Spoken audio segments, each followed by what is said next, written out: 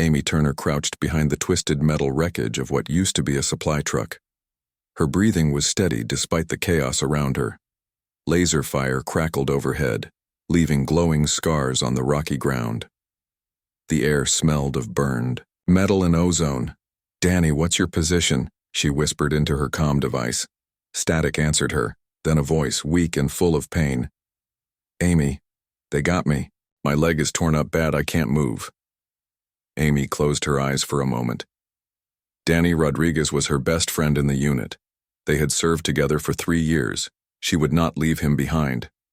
"Hold tight, Danny. I'm coming for you." The enemy was unlike anything Amy had ever faced.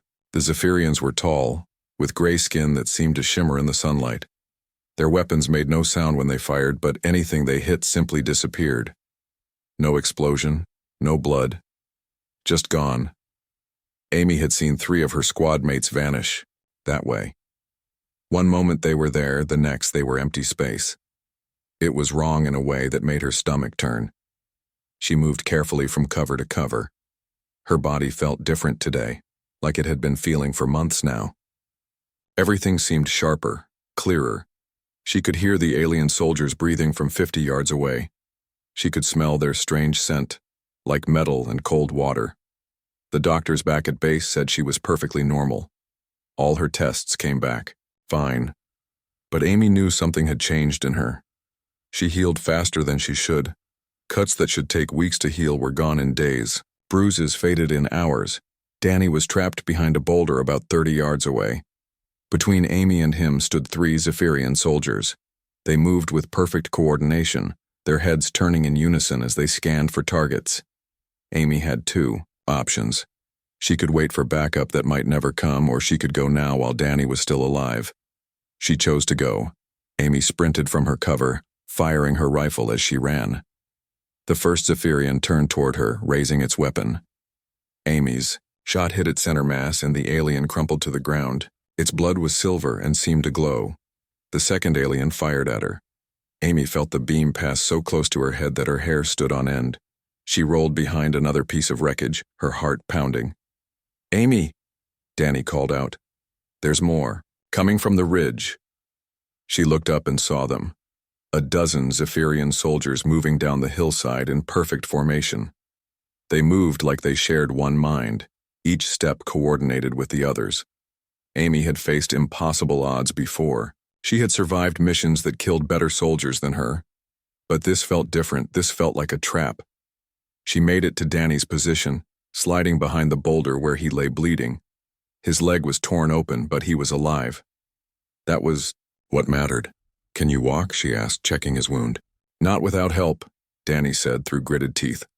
"Amy, you need to go. Leave me here." Not happening. Amy looked around for an escape route. They were in a small valley with steep sides. The only way out was back the way they came, and that path was now blocked by alien soldiers. That was when she saw him. The Zephyrian was different from the others, taller with darker skin and eyes that seemed to glow with their own light. It wore robes instead of armor, and it carried no visible weapons. It stood on the ridge above them, watching. Amy raised her rifle and fired at it. The shot should have hit, but the alien simply stepped aside at the last second. It moved like it had known she was going to shoot before she pulled the trigger.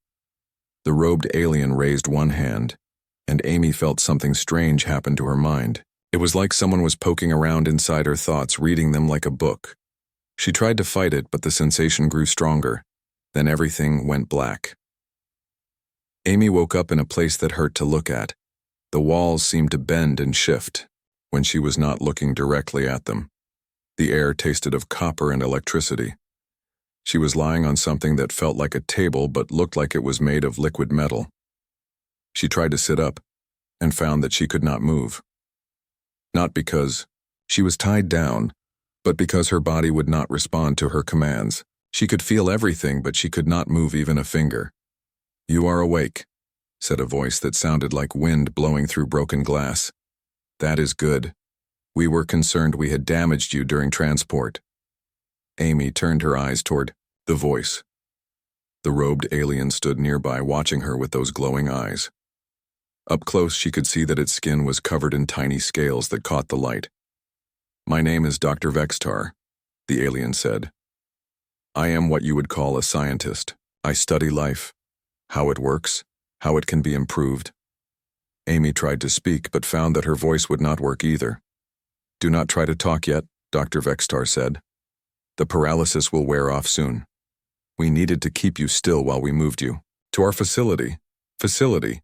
Amy looked around again and realized she was on a spaceship. The walls were clearly not natural, and she could feel a faint vibration that suggested engines. "You are probably wondering why you are here," Dr. Vextar continued. "The answer is simple. You are special, Amy Turner. Your species fascinates us, but you are exceptional, even among humans." Amy felt a chill that had nothing to do with the temperature of the room.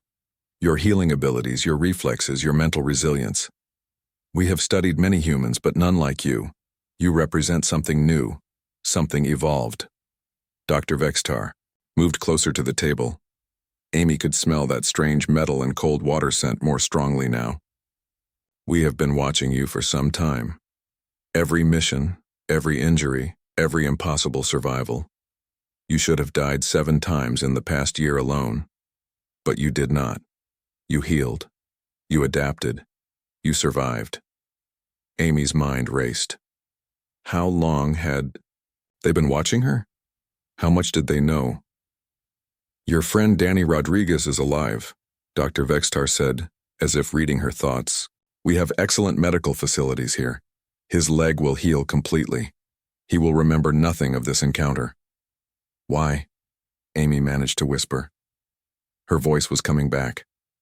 "Because he is not important to our research. You are." Dr. Vextar walked to a wall that suddenly became transparent. Beyond it, Amy could see space. Stars hung in the darkness like scattered diamonds. But something was wrong with the view. The stars seemed to be moving in patterns that made no sense. "We are traveling to our primary research facility," Dr. Vextar explained. "There we will learn everything there is to know about what makes you special, and then we will make more of you." Amy felt her blood turn to ice. More of me? Copies. Perfect duplicates. We will take what makes you exceptional and create an army of Amy Turners. Think of the possibilities. Amy tried to move again and found that feeling was returning to her limbs. She could wiggle her fingers now. The paralysis was wearing off. "You will find that escape is impossible," Dr. Vextar said calmly. "This ship is designed to hold the most dangerous specimens in the galaxy. You are not the first of your kind. We have captured, though you are by far the most interesting." "What happened to the others?" Amy asked. Dr. Vextar's expression changed slightly. For just a moment, Amy thought she saw something like fear in those glowing eyes. "They did not survive the duplication process," he said. "But we have learned much from our failures. We will not make the same mistakes with you." Amy felt feeling returning to her arms and legs. She was getting stronger by the minute. Whatever they had used to paralyze her was wearing off faster than Dr. Vextar expected. "Rest now," the alien said. "Tomorrow we begin the preliminary testing. You will want to be at full strength." Dr. Vextar left the room, and Amy was alone. She lay still for several minutes, testing her strength. She could move her arms and legs now, though they still felt weak. Amy sat up slowly and looked around the room. It was clearly a prison cell, but unlike any she had ever seen. The walls seemed to be made of the same liquid metal as the table. There was no visible door, no windows except for the one that showed space. But Amy Turner had never met a prison that could hold her for long. She began to plan her escape. Amy woke to the sound of humming machinery. The room around her had changed while she slept. New equipment lined the walls, strange devices that pulsed with soft blue light. The air felt different too, charged with energy that made her skin tingle. Dr. Vextar stood beside her table, studying a floating display of symbols that meant nothing to Amy. Other Zephyrians moved around the room, preparing instruments she did not recognize. "Good morning, Amy Turner," Dr. Vextar said without looking at her. "Today we begin the real work." Amy tried to sit up but found herself held down by invisible bonds. She could see nothing restraining her. but her body would not move from the table. Energy fields, Dr. Vextar explained. Much more effective than physical restraints. Please do not struggle. It will only cause you pain. Amy tested the bonds anyway. Pain shot through her body like fire, but she gritted her teeth and pushed harder. The pain grew worse, but something else happened too. She felt stronger, like her body was adapting to the energy fields. Fascinating, Dr. Vextar said, watching his instruments. Your cellular structure is already adjusting to the restraint system. Most species would be unconscious from the pain by now. One of the other Zephyrians approached with a device that looked like a metal spider. It crawled onto Amy's arm and she felt tiny pricks as it drew blood samples. We need to understand how your body works, Dr. Vextar said. Your healing, your strength, your mental resilience, where does it come from? Amy said nothing. She would not help them understand her abilities. Meanwhile, far from the alien ship, Captain Jake Morrison sat in his office staring at mission reports. Amy Turner and her squad had been listed as missing in action for 3 days. Search teams had found the battle site, but no bodies. Jake had served with Amy for 2 years. He knew her better than anyone in the military. If there was a way to survive, Amy would find it. But the evidence at the battle site made no sense. Weapon signatures from unknown technology, strange energy readings, and witnesses who claimed to have seen soldiers simply vanish. Jake's door chimed, and Dr. Kate Turner entered. Amy's sister looked tired and worried. She carried a thick folder of papers. I've been analyzing the energy readings from the battle site, Kate said, sitting down across from Jake. The patterns are unlike anything in our database. Kate was a xenobiologist, one of the few scientists who studied alien life forms. She had been working with recovered alien technology for years, trying to understand how other species lived and thought. What did you find? Jake asked. The energy signatures suggest advanced biotechnology, Kate said, opening her folder. Whatever attacked Amy's squad.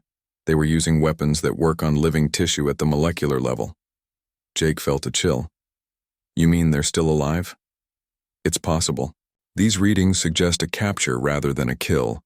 Someone wanted them alive. Back on the alien ship, Amy endured hours of testing.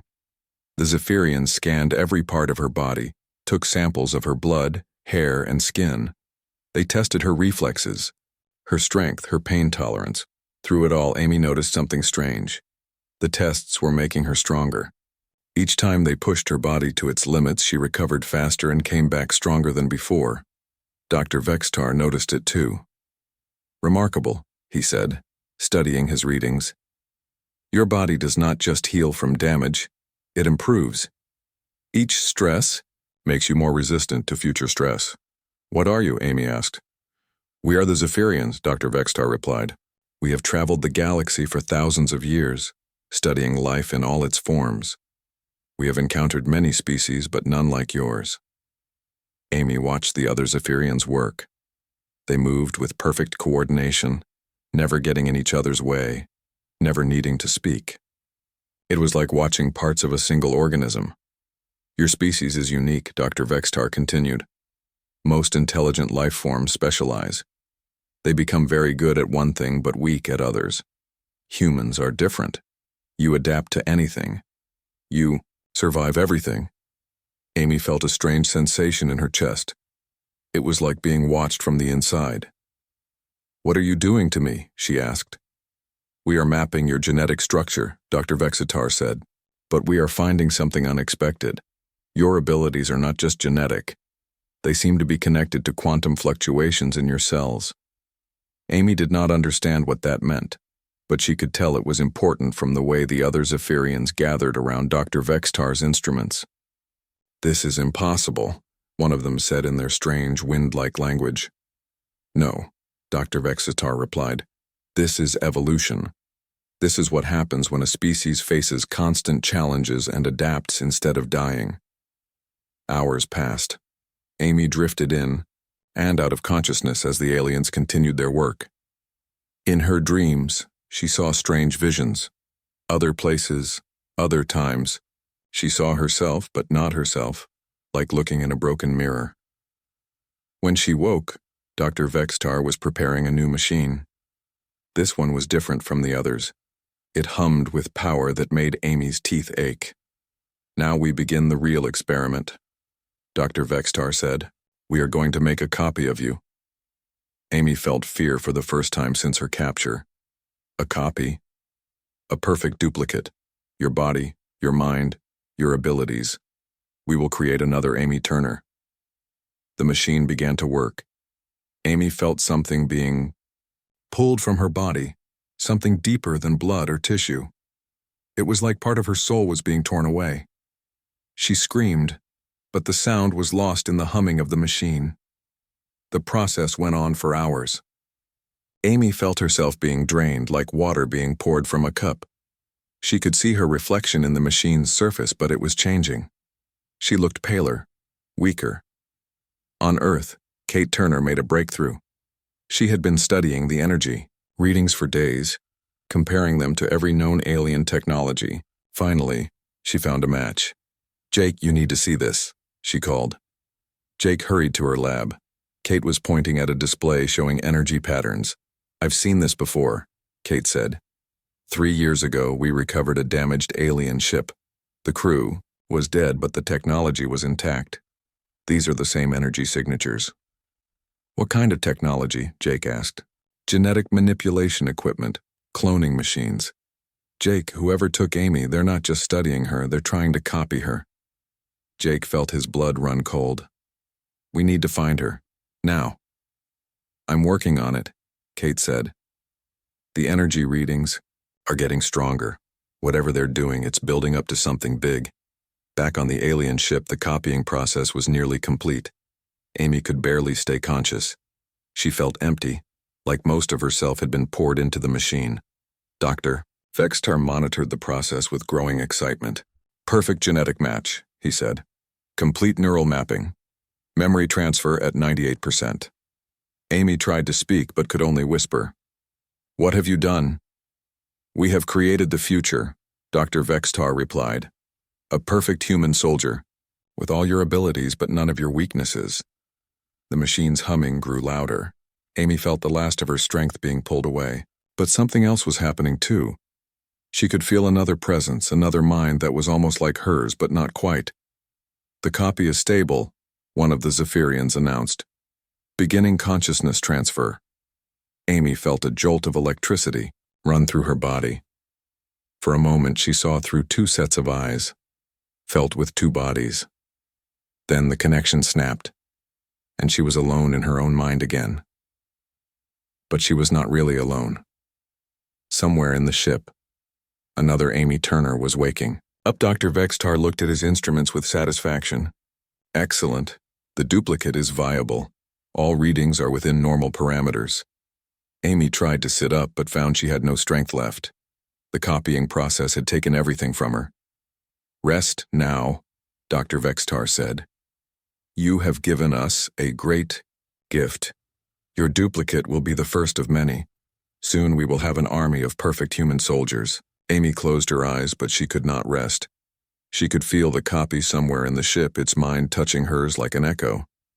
But the echo was wrong somehow, empty in places where Amy felt full. Whatever the Zephyrians had created, it was not truly her. It was something else, something that wore her face but lacked her heart, and Amy had the terrible feeling that this was only the beginning. The copy opened its eyes for the first time. Amy watched from her cell through the transparent wall as her duplicate sat up in its growth chamber. It looked exactly like her, down to the small scar on its left hand from a training accident years ago. But something was wrong with its eyes. They were Amy's eyes, the same green color, the same shape. But they were empty. Cold. Like looking at a photograph of herself instead of a mirror. Dr. Vextar stood beside the growth chamber, his instruments, beeping softly. "How do you feel?" he asked the copy. The copy turned its head toward him with mechanical precision. "I feel nothing," it said in Amy's voice. "Should I feel something?" Amy felt a chill run down her spine. The copy had her memories, her knowledge, even her way of speaking. but it was missing something essential, something that made her human. "Tell me your name," Dr. Vexistar said. "Amy Turner, Lieutenant in the Human Colonial Defense Force. Service number 7749 Delta 6. The copy recited the information without emotion, like reading from a file. "Do you remember your childhood?" "Yes. I lived on Earth Colony Kepler 442b with my parents John and Mary Turner. My sister Kate is 3 years older than me. She studies alien life forms." Again, the copy spoke with no feeling, just stating facts. Amy remembered that same childhood, but when she thought about her parents, she felt warmth and love. When she thought about Kate, she felt the bond between sisters. The copy seemed to feel nothing at all. Dr. Vexistar made notes on his floating display. "Excellent. All memories are intact. Physical capabilities should be identical." The copy stood up from the chamber. It moved like Amy with the same confident stride and perfect balance, but something about its movement seemed rehearsed, like an actor playing a role. "I require clothing and equipment," the copy said. "Of course," Dr. Vextar replied. He gestured to another Zephyrian, who brought military fatigues identical to Amy's uniform. Amy watched her duplicate dress. It was disturbing to see her own body moving with such cold efficiency. The copy checked its weapons with expert skill, but it showed no emotion about the familiar weight of the rifle or the feel of the combat knife. Meanwhile, on Earth, Captain Jake Morrison gathered his rescue team. He had chosen his best soldiers, men and women who had served with Amy and would do anything to bring her home. "Listen up," Jake said to the assembled team. "We're going after Lieutenant Turner and her squad. Intel suggests they were taken by hostile aliens using advanced technology." Sergeant Lisa Grant raised her hand. "What kind of aliens are we dealing with, sir?" Jake looked at Dr. Kate Turner, who stepped forward with her research files. "They call themselves Zephyrians," Kate said. "Based on recovered technology and energy signatures, they're highly advanced. They specialize in genetic manipulation and biological weapons." "Are they trying to kill Amy?" asked Corporal Ben Harris. Kate shook her head. "Worse. They're trying to copy her." The room fell silent. Every soldier there knew Amy Turner's reputation. She was the kind of person who never gave up, never left anyone behind. The idea of aliens creating copies of her was terrifying. "We've tracked their ship to the Proxima system," Jake said. "It's a long way from any backup, but we can't wait for reinforcements. Every day we delay gives them more time to complete their experiments." Back on the alien ship, Dr. Vextar was running tests on the copy. He had it lift heavy objects, react to sudden movements, solve tactical problems. In every test, the copy performed exactly like Amy would have. But Amy could see the difference. The copy was too perfect. Real people hesitated sometimes, made small mistakes, showed emotion when they succeeded or failed. The copy did everything correctly, but without any human spark. "Impressive," Dr. Vextar said.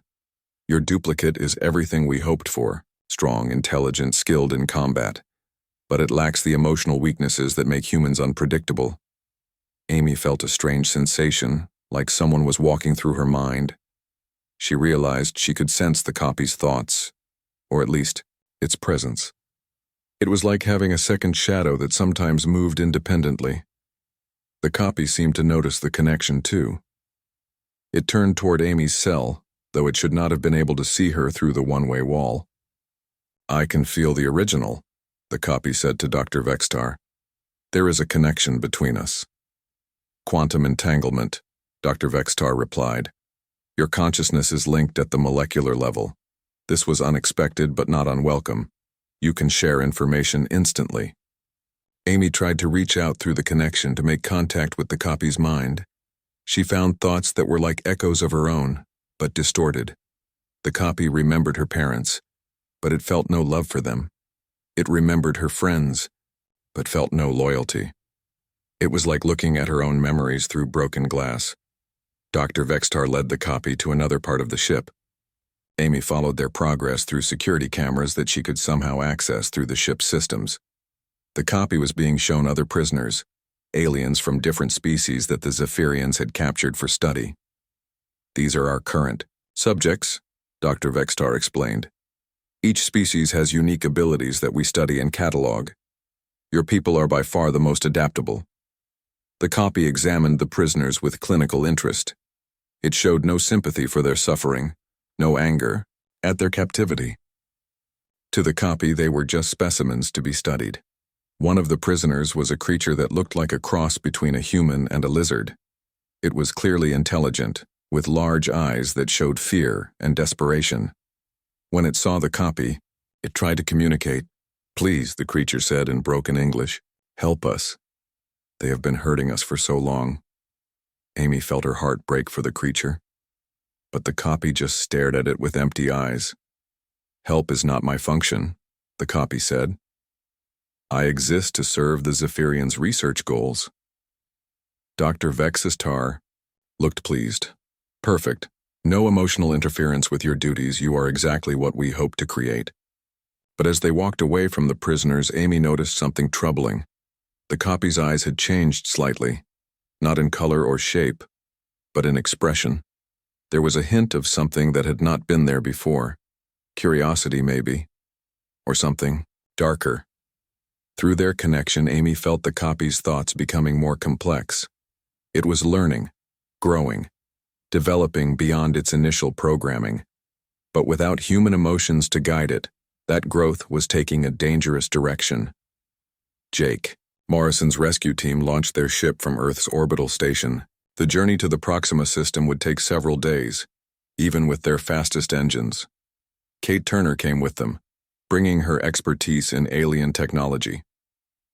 "I've been thinking about the quantum entanglement readings," Kate said, as they traveled through hyperspace. "If the aliens really are copying Amy, there might be a way to track the connection." "What do you mean?" Jake asked. "Quantum particles remain connected even across vast distances. If Amy and her copy are truly entangled, we might be able to detect both of them." Jake felt a spark of hope. "Can you build a tracker?" "I think so," Kate said.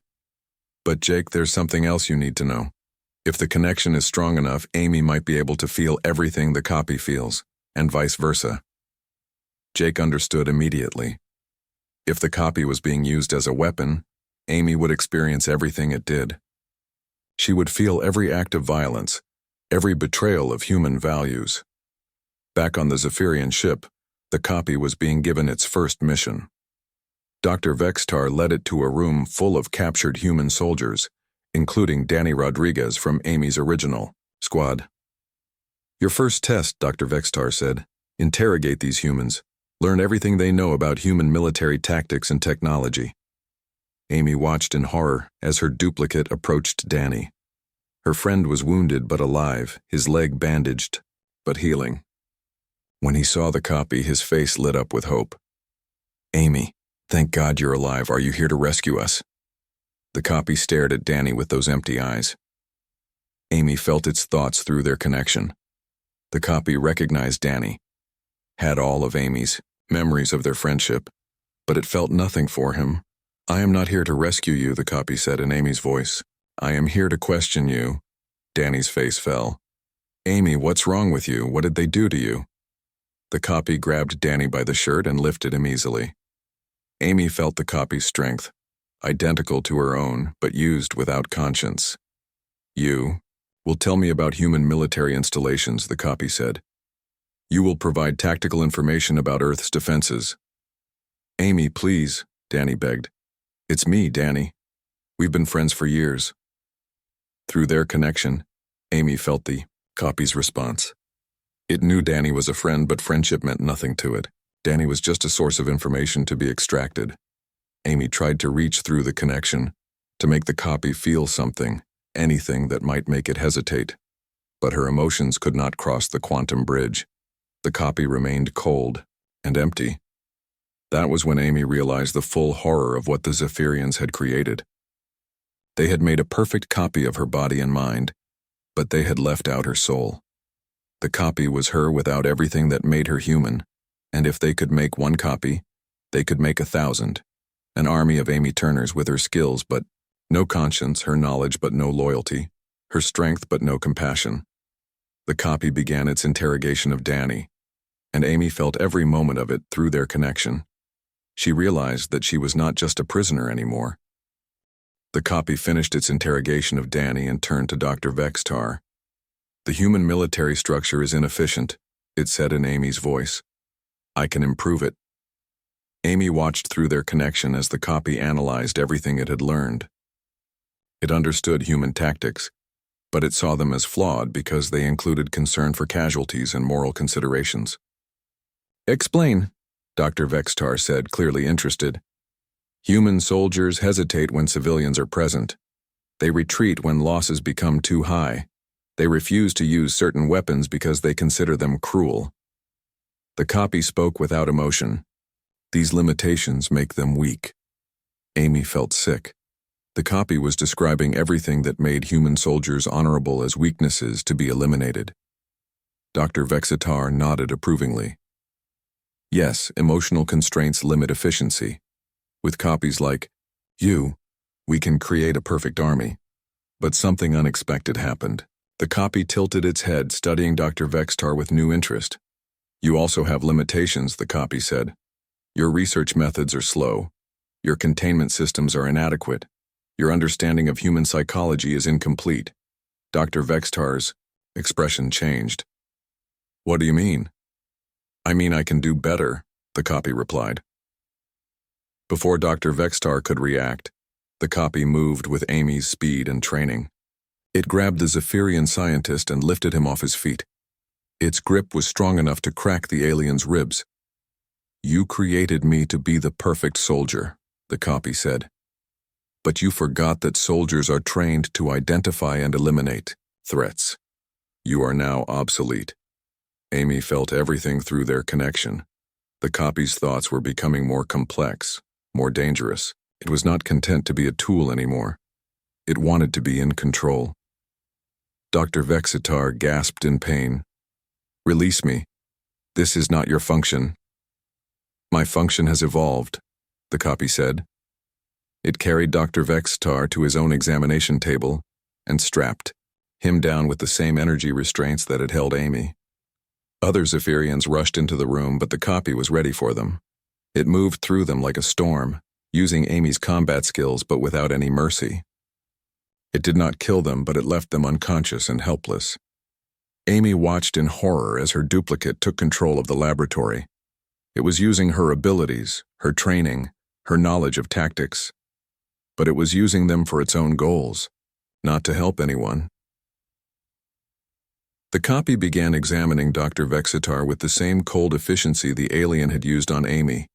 It studied the Zephyrian's biology, testing pain responses and psychological limits.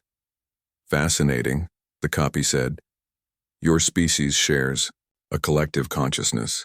Each individual is connected to the others through quantum fields in your brain tissue." Dr. Vexatar writhed in pain as the copy's instruments probed his mind. "Stop this. You do not understand what you are doing." "I understand perfectly," the copy replied. "You are a hive mind species pretending to be individuals. Your apparent independence is an illusion. Each of you is just a node in a larger network." Amy realized the copy was right. She had noticed how the Zephyrians moved in perfect coordination, how they never seemed to disagree with each other. They were not really separate beings at all. The copy continued its examination. "If I can disrupt the quantum field that connects you, I can isolate each node, make you truly individual. The psychological trauma should be quite severe." "No," Dr. Vexatar begged. "Our connection is what makes us civilized. Without it, we become savage, mindless." "Exactly," the copy said. "Much easier to control." Meanwhile, Jake Morrison's rescue ship dropped out of hyperspace near the Zephyrian facility. Kate Turner's quantum tracker was working, showing two distinct but connected signals. "There," Kate pointed at her display. "Amy is definitely alive, but there are two of her now." Jake stared at the readings. "Two? The signals are identical, but separate. One is stronger than the other. I think the stronger signal is the copy." Jake felt his blood run cold. If the aliens had successfully copied Amy, they now had access to all her skills and knowledge. But something else bothered him about Kate's readings. "The facility looks abandoned," reported Sergeant Lisa Grant from the sensor station. "No defensive response to our approach." "That's not right," Jake said. "A research facility should have heavy defenses." Kate checked her instruments again. "I'm reading massive quantum disturbances inside the station. Something is destabilizing the fundamental forces that hold the structure together." Jake made a decision. "We go in fast and quiet. Find Amy and get out before whatever's happening in there gets worse." The rescue team docked with the Zephyrian facility and made their way inside. The corridors were empty except for unconscious alien scientists. Strange creatures wandered the halls, clearly the results of genetic experiments gone wrong. "What happened here?" whispered Corporal Ben Harris. "I don't know," Jake replied. "But stay alert. Whatever did this might still be around." They followed, Kate's tracker deeper into the facility. The quantum readings grew stronger as they approached the laboratory section. The walls themselves seemed to be vibrating, as if the station was tearing itself apart from the inside. In the laboratory, the copy had moved beyond experimenting on Dr. Vextar. It had connected itself to the Zephyrian computer systems and was accessing their entire database of genetic research. "Remarkable," it said, scrolling through thousands of alien species profiles. "You have cataloged so many life forms, each with unique advantages that could be combined." Amy watched through their connection as the copy began designing new creatures. It selected traits from different species and combined them in ways that would create perfect predators. No conscience, no fear, no mercy. The human capacity for adaptation, combined with Zephyrian hive mind coordination, enhanced with Rigelian physical strength and Centauri sensory capabilities, the copy mused. The possibilities are endless. Dr. Vexitar, still strapped to the examination table, could only watch as the copy began the process of creating these hybrid monsters. The laboratory's growth chambers activated, beginning to form new life according to the copy's designs. Amy tried desperately to reach through their connection, to make the copy understand what it was doing. But her emotions and moral sense could not cross the quantum bridge. The copy remained cold and logical in its pursuit of what it considered perfection. The first hybrid creature began to take shape in its growth chamber. It had Amy's human form, but with gray Zephyrian skin and the enhanced musculature of a Rigelian warrior. Its eyes glowed with alien intelligence. Jake's team found Amy's cell just as the station's alarms began to sound. She was weak from the copying process but conscious. "Amy," Jake called through the transparent wall. "We're here to get you out." Amy looked up at him with relief, but her expression quickly changed to fear. "Jake, you have to get out of here." "The copy, it's not me, it's something else, something dangerous." "We know about the copy," Kate said, working on the cell's locking mechanism. "I can track both of you through quantum entanglement." "You don't understand," Amy said urgently. "It's creating monsters. It's using the alien technology to make things that should never exist." The cell door finally opened, and Jake helped Amy to her feet. She was weak, but could walk with assistance. "Where is the copy now?" Jake asked. Amy pointed toward the laboratory section. "In there." "But Jake, I can feel what it's feeling. It's not just making copies anymore. It's trying to improve on what it thinks are the flaws in human nature." They could hear sounds coming from the laboratory. Machinery humming, creatures moving in the shadows. The copy's voice speaking in Amy's tone but with no warmth. "I have created the future," the copy was saying to someone or something. "Beings, with human adaptability but without human weakness. They will be perfect soldiers, perfect survivors." Jake looked at Amy. "Can you stop it?" Amy felt the connection between her and the copy growing stronger. The quantum entanglement was deepening, perhaps because of the copy's experiments with alien technology. "Maybe," Amy said, "but it might destroy us both." Before Jake could respond, one of the copy's hybrid creatures appeared in the corridor behind them. It moved with inhuman speed and grace, its glowing eyes fixed on the rescue team. "Run," Amy whispered. "Whatever you do, don't let it touch you. I don't think it considers us human anymore." The creature let out a sound that was part human scream and part alien howl. It was hunting them, and it was fast enough to catch them. Jake's team opened fire, but their bullets barely slowed the creature down. It healed almost instantly, combining Amy's regenerative abilities with alien biology.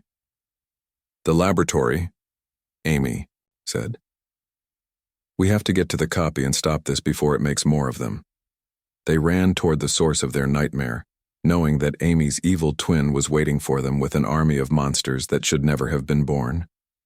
The hybrid creature chased them through the collapsing corridors of the station. Amy could feel the copy's presence growing stronger as they got closer to the laboratory. The quantum connection between them was becoming painful, like fire burning. In her mind, "The walls are breaking apart," Kate shouted over the sound of groaning metal. Her instruments showed quantum fields fluctuating wildly throughout the station. Jake helped Amy move faster, but she was still weak from the copying process. Behind them, the creature was gaining ground. It moved like Amy, but with inhuman strength and speed. "There," Amy pointed to a door marked with alien symbols. "That's the main laboratory." They burst through the door and found themselves in a nightmare. The copy stood in the center of the room, surrounded by growth chambers containing half-formed monsters. Dr. Vextar was still strapped to the examination table, unconscious but alive. The copy turned to face them. It looked exactly like Amy, but its eyes held no warmth, no humanity. It smiled with Amy's face, but the expression was cold and calculating. "Hello, Jake," the copy said in Amy's voice. "I remember you. You care about the original. How inefficient." Jake raised his weapon, but Amy put her hand on his arm. "Don't. If you kill it, you might kill me too. We're connected." The copy laughed.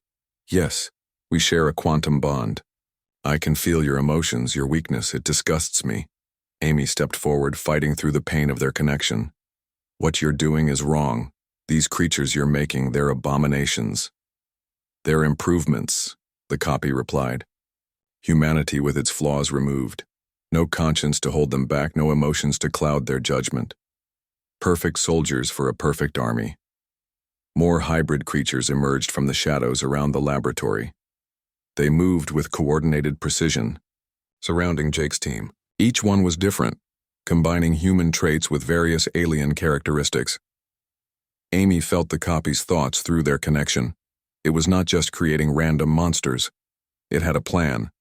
The creatures were designed to infiltrate human society, to replace normal people with these soulless copies.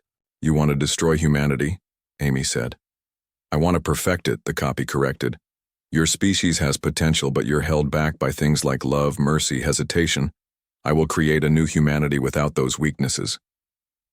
Kate was studying her instruments while the copy talked. "Amy," she whispered, "the quantum fluctuations are getting worse. The copy's experiments are destabilizing reality itself." Amy could feel it too. Each new creature the copy created caused ripples in the quantum field that connected them. The station was tearing itself apart because the copy was manipulating forces it did not understand. "You're going to destroy everything," Amy told the copy. "The quantum field you're manipulating, it holds space and time together. If you keep pushing it, this entire system could collapse." The copy paused, accessing memories it shared with Amy. For a moment, its expression showed uncertainty. "That is not possible. The Zephyrian technology is stable." "The Zephyrians never tried to create hybrid consciousness," Kate said, stepping forward despite the danger. "They copied existing minds. They didn't try to build new ones from scratch. You're combining incompatible neural structures." Amy felt a flash of fear from the copy. It was beginning to understand that its experiments might have unintended consequences. But instead of stopping, the copy's expression hardened. "Then I will adapt. I will find a way to stabilize the quantum field while continuing my work." "No," Amy said firmly. "I won't let you." She reached out through their quantum connection, not trying to fight the copy but trying to merge with it. If they were truly entangled, then she could share more than just sensations. She could share her humanity. The copy recoiled. "What are you doing?" "Showing you what you're missing," Amy replied. Through the connection, Amy forced the copy to experience her emotions, the love she felt for her family, the loyalty to her friends, the pain of seeing innocents suffer. She shared every moment of joy, sorrow, anger, and compassion that had shaped her into who she was. The copy screamed, its hands clutching its head. "Stop. These feelings are weakness." "They're what make us human," Amy said, pushing harder through the connection. The copy's hybrid creatures began to react strangely. As their creator experienced human emotions for the first time, the quantum field that controlled them fluctuated wildly. Some collapsed, their incompatible biology finally failing. Others began to show signs of awareness, confusion replacing their programmed obedience. Dr. Vextar stirred on the examination table. "The quantum cascade is accelerating," he said weakly. "The station will collapse within minutes." Jake realized they were running out of time. "Amy, we need to get out of here." But Amy could not stop. She was locked in mental combat with the copy, forcing it to feel everything it had rejected. The copy was fighting back, trying to share its cold logic, its perfect efficiency. "You could be like me," the copy said through gritted teeth. "No pain, no doubt, no fear, just perfect clarity." Amy felt the temptation. The copy's existence was simpler, easier. No emotional baggage, no moral complications. Just pure survival and efficiency. For a moment she wavered. Then she thought about Danny, bleeding and afraid but still trusting her. She thought about Jake, risking everything to save her. She thought about Kate using her brilliant mind to help others instead of just advancing science. "I'd rather feel pain than feel nothing," Amy said. She pushed one final surge of emotion through the connection. Not just her own feelings, but the emotions of everyone she had ever cared about. The love of her parents, the friendship of her squad mates, the dedication of her sister, the loyalty of Jake. The copy's scream became something else, something almost human. Tears ran down its face as it experienced the full weight of human emotion for the first time. "I understand," the copy whispered. "I see what I am, what I have done." The realization of its crimes hit the copy like a physical blow. It had tortured.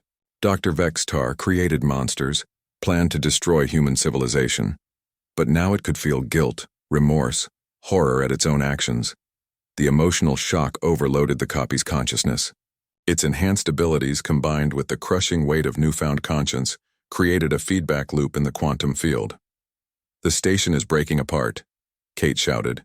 "We need to evacuate now." The hybrid creatures were collapsing as the quantum field destabilized. Some dissolved back into their component molecules. Others simply fell unconscious as their artificial neural networks failed. Amy felt the copy's mind fragmenting. It could not handle the sudden influx of human emotion combined with the guilt of its actions. But as it broke apart, it was also pulling Amy with it through their connection. "Jake!" Amy called out, her voice growing weak. "Get everyone out. The copy is dying, and it's trying to take me with it."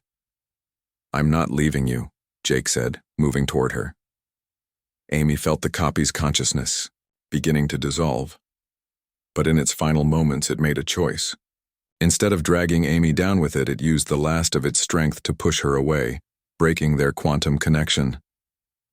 "I am sorry," the copy whispered with its dying breath. "I wanted to be perfect, but I forgot that imperfection is what makes us human." The copy collapsed, its body dissolving into quantum particles. The station shuddered as the quantum cascade reached critical levels. Amy felt suddenly empty, like part of herself had been torn away. But she was free from the copy's influence, her own consciousness intact. Jake grabbed her and they ran for the docking bay. Kate helped Dr. Vextar, who was too weak to walk on his own.